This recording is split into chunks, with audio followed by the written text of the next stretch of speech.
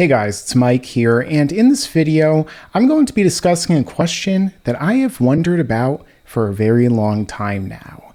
That has to do with Vegeta, the Saiyan Prince, and more specifically, how did he know about Namek all the way back in the Saiyan saga? Because despite this being a little conversation and kind of an offhanded word or sentence, Vegeta saying this actually led to the entire Namek saga, the Frieza crisis, if you will, which in turn caused massive ramifications that rippled outward for the entire franchise moving forward. So in this video, I'm going to be discussing that. Alright guys, so before I begin, I just wanted to let you know that over on my channel, I also have a bunch of other videos that you may not have gotten a chance to see yet, including my most recent video, which was the biggest Cell Saga fan theory. Additionally, if you guys want to become a member, you could do so by clicking join on the channel or under this video, and they start as low as $1, in which you're able to gain access to the Discord server, exclusive content, and that much more. So, if you're interested in helping us support the channel, you could do that there. But with that being said, let's get directly into the video. So, going back to the Saiyan saga, when Nappa and Vegeta first appeared, we saw that they recognized the voice of Piccolo, which they had heard on their scouter. The reason why they had come there because Raditz was broadcasting that to them, and that becomes important again come the next arc with the main villain and how he gets to Namek. But with that being said, he makes mention, Nappa, and then Vegeta, that Piccolo is a Namekian. Piccolo himself didn't even know this, but Vegeta explains that in addition to having an above average power level, Namekians are said to have some mysterious abilities as well. I'm also told that some of them are capable of performing magician-like tricks. If I had to guess, I'd say you're the one who made the Dragon Balls. So basically, Vegeta is able to figure out, based upon knowledge that he knows about Namek, that Piccolo not only is Namekian, confirming it with Nappa, who was able to figure out just by looking at Piccolo, and additionally, not just that, but that he was able to create the Dragon Balls, albeit not Piccolo himself, but rather Kami, the good version of Piccolo, before he split from the nameless Namekian into those two different versions. Later on, as Goku is approaching the fight, Vegeta tells Nappa that he could kill Piccolo and everyone else there so that they don't all gang up on them and cause a greater problem, which is really the reason why Vegeta lost in the end. And he does in fact say that if they go to the Namekians' homeworld, Namek, they'd be able to find even more powerful Dragon Balls there. He thought it was a bogus rumor, so again, a rumor, but if Kakarot has really come back to life, then the legend must be true after all. So Vegeta's mentioning things like legends and rumors. However, it's a question of, did he just hear based upon legend and rumor about Namek, or is there something more to it? After all, like I pointed out before, you could see that Nappa notices that Piccolo is a Namekian just by looking at him. And Vegeta extrapolates it makes sense because of the fact that he could defeat Raditz. Furthermore, after they do in fact kill Piccolo, Vegeta goes back to Frieza's planet.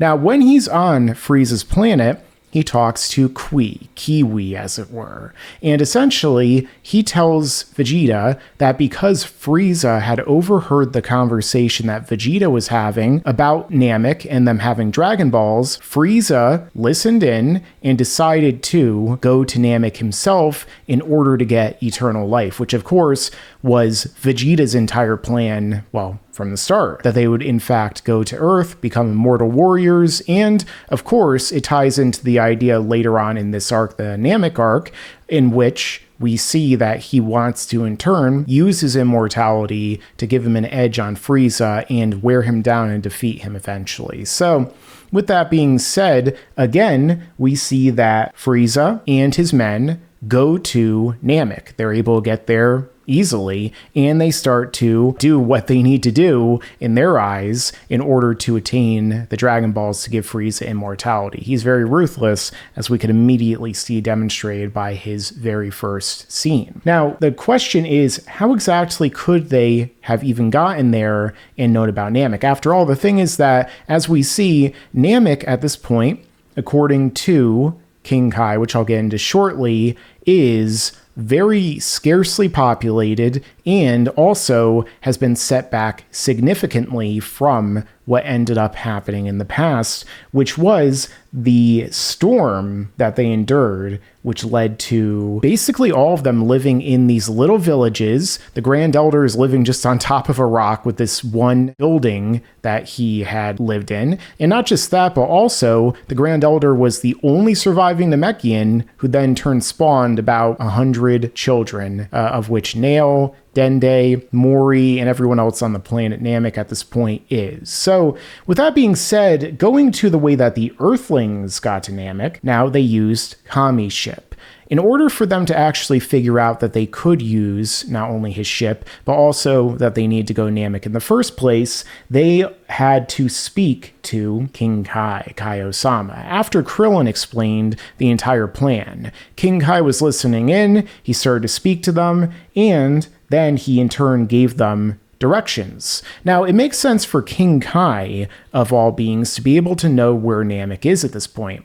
Not only can he sense things across the galaxy and across the universe, but additionally, he also, as we see, he even has kind of like an address book here of all that. But not just that, he has been observing the universe for thousands of years plus. And thus, as a result, he is familiar with Namek and even informs them everything that happened with the horrible weather that led to the decimation of the world. Like I said, they're basically post-apocalyptic at this point, and this happened hundreds of years ago, at the very same time that Kami, the real creator of the Dragon Balls on Earth, and not just that, but the one whose spaceship they end up using, was sent to the Earth. Much like Goku, much like Superman, much like Moses and other characters throughout stories and history, we know that Kami was sent here in order to, well, not be wiped out by the storm that killed everyone, with the exception of the Grand Elder, in the English dub known as Guru. So the fact is that this was centuries ago, in which most of Namek was wiped out. So how, after centuries of time, does Frieza's force know of the Namekians? I mean, after all, none of the technology we see on the planet seems to support them being a spacefaring life form anymore. There is never a showing or sign of them having their own spacecraft or advanced technology anymore. It seems like not only did most of their people get wiped out during the storm, but also most of their technology. I mean, for all we know, Grand Elder was like Dende's age. He didn't know anything about anything, and then everyone died around him. He's like, well, I don't know how to build anything, so I'm just gonna like chill here and hope everything lasts, and then I'm gonna have a bunch of kids, and hopefully they'll fix everything for me. There's no one on the planet for hundreds of years that would have been interacting with Frieza's forces, nor would there have been people such as Vegeta who would be aware of it either. Now, the idea is that Frieza is the emperor of the universe. His army, his armada, spans most of the universe as a result. He is actively trying to take over planets like Yardrat, so that means that not every planet does in fact belong to him right now, but for hundreds of years, Namek existed, and it doesn't seem like Frieza ever went there because no one even knows him. They just are very wary of anyone who comes there, and so it leaves the question of who would have even visited Namek during those hundreds of years, and why wouldn't the people there be more on guard? If, for instance, other alien species Vegeta communicated with over the years that he was serving Frieza are beings that actually did visit Namek temporarily, learn of the Dragon Balls, and then in turn were able to kind of relay that information to his armada, to his information banks, and thus in turn allowing them to know exactly where to go to get these Dragon Balls and to enact their plans. Well, it kind of raises the question, too, of what species that could have even been. Now, for instance, if we do want to include Dragon Ball Super continuity in this, there was a sequence in which we do have everybody preparing to go to Namek. We see Zarbon is talking about Frieza's plan to all of the different Frieza soldiers, and again, we even have this character Cranberry, who is a part of the Moro arc, talking about how he seems to be aware of them existing. So that suggests that the whole Namekian legend is itself beyond the knowledge of just the gods like King Kai and the Supreme Kai of the 14 generations ago, the Elder Kai that is released in the Buu Saga, who mentions them, and the Dragon Balls as well.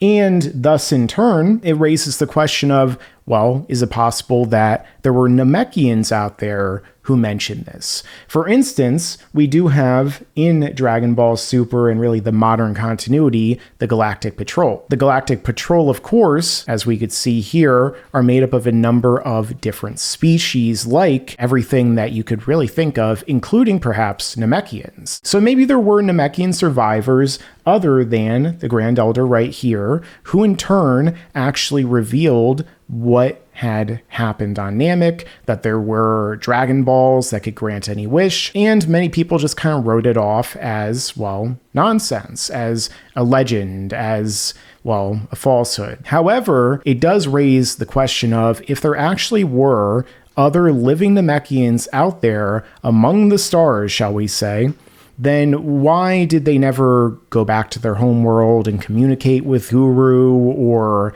anyone there? Why is there no indication ever made that that happened? Why aren't they still living here at the time? Nothing has ever suggested that they are. And again, like I said before, it's not like anyone from Namek seems like they have the ability to just kind of go out and travel amongst the stars themselves after the catastrophe. So again, it's like, where did this information actually come from?